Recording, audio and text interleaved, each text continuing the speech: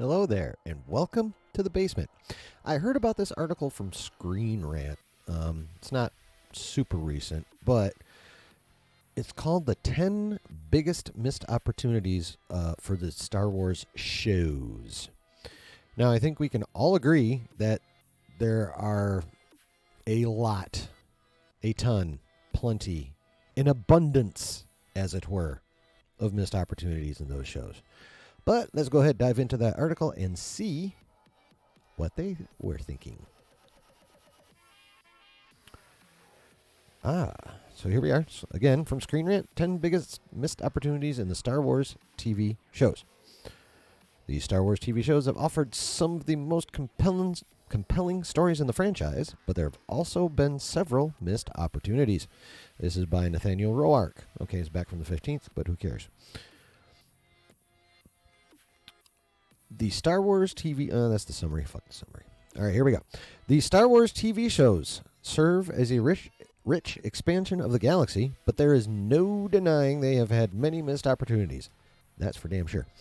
The TV format allowed Star Wars to explore every corner of the universe and introduce exceptional ideas that carry across multiple eras.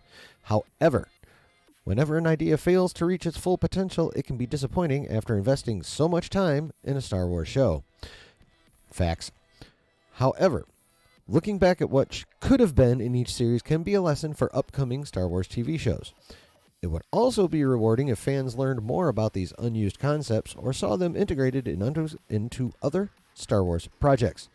Old ideas can always inspire new creative decisions, and the Star Wars TV shows have 10 missed opportunities that would have been incredible. Number 10. Ezra Bridger turning to the dark side in Star Wars Rebels Season 3. Ezra Bridger learned that his parents were killed by the Empire in Star Wars Rebels Season 2, and Maul used this to manipulate him in the finale. After losing Ahsoka to Darth Vader and Kanan Jarrus losing his sight to Maul, Ezra was left with the Sith holocron, which he studied for 6 months. The Season 3 premiere explored his dark side tendencies, but the arc was abandoned as the season went on, even though much more could have been done with it. The episodes where Maul forces Ezra to help with his quest could have pushed him further down the dark path, but the writers avoided pursuing this storyline. I mean, yeah, that is a missed opportunity, but you got to remember this show was on Disney XD. You know, the kids channel. So there's only so far they were ever going to go with that. Although they could have gotten after it in Ahsoka. Just saying. Number 9. Asajj Ventress appearing in Star Wars Resistance Season 2. I'm not even going to read that because in canon, she dead long before this show happens. So, I don't care. Number 8. Seeing how Plo Koon found Ahsoka in Tales of the Jedi. Plo Koon finding Ahsoka Tano and bringing her to the Jedi Temple would have been a much better premiere for Star Wars Tales of the Jedi. This was a canceled arc of Star Wars The Clone Wars, so it would have been great if Tales of the Jedi had finally made it happen. Viewers were instead treated to a Baby Ahsoka episode with a ridiculous premise, and it made the timeline confusing by showing that Ahsoka did not go to the temple for another 2 years. Bringing in Plo Koon would have been more satisfying and made more sense in a show called Tales of the Jedi. You know what? I agree. It would have been dope to see Plo Koon pick her up, especially when you consider the fact that Dave was intending to make Ahsoka Plo Koon's Padawan, but George walked by and said, no, give her to Anakin. Don't know if you knew that, but that's what happened. Number 7. Din Djarin becoming the ruler of Mandalore in The Mandalorian Season 3. I'm going to skip this one too because the way they wrote him, that was never going to fucking happen. Like, in the script, he flat out said he does not want to rule Mandalore, so I don't... Yeah, screw that. They wrong. Or Roark is wrong. Number 6, Cad Bane's role in the Book of Boba Fett.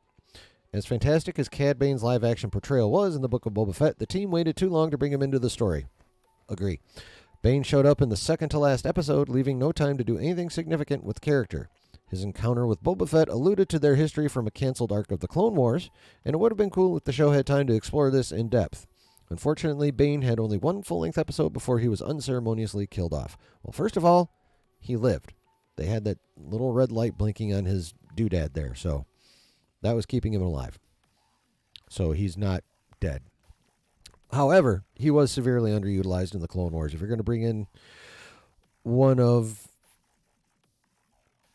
the top 3 bounty hunters ever, then you need to bring him in because Cad Bane is sick. So, yeah. Other than the fact that they think he's dead, I agree. Number 5, the canceled Ahsoka Darth Sidious arc in the Clone Wars. One of the most intriguing canceled arcs from the Clone Wars would have featured Ahsoka returning to face Darth Sidious on Coruscant. The arc would have revealed that the Jedi Temple was built on the ruins of other Force temples, including a Sith shrine that Obi-Wan Kenobi and Anakin Skywalker had to rescue Master Yoda from. Sidious would also have tried to break into the Holocron Vault, with Ahsoka stopping him and nearly coming face-to-face with the Sith Lord. Sadly, the story can never be told in canon thanks to the Clone Wars Season 7, even as a book or comic series. Nah. As we all should know by now, Sidious would have just slaughtered her. He kicked Yoda's ass.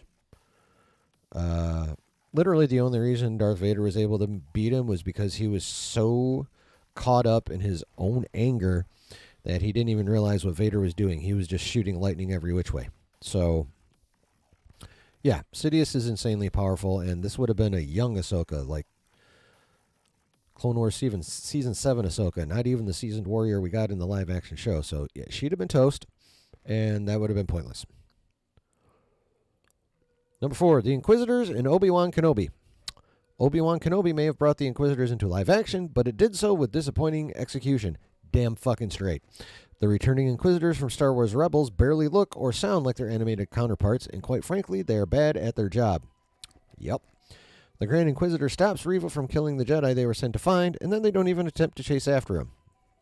This is one of many examples of their incompetence in Obi-Wan Kenobi, but it wouldn't be the last time they were mishandled in live action. Yeah, that's just straight fire facts right there. That show was just disappointing, just period.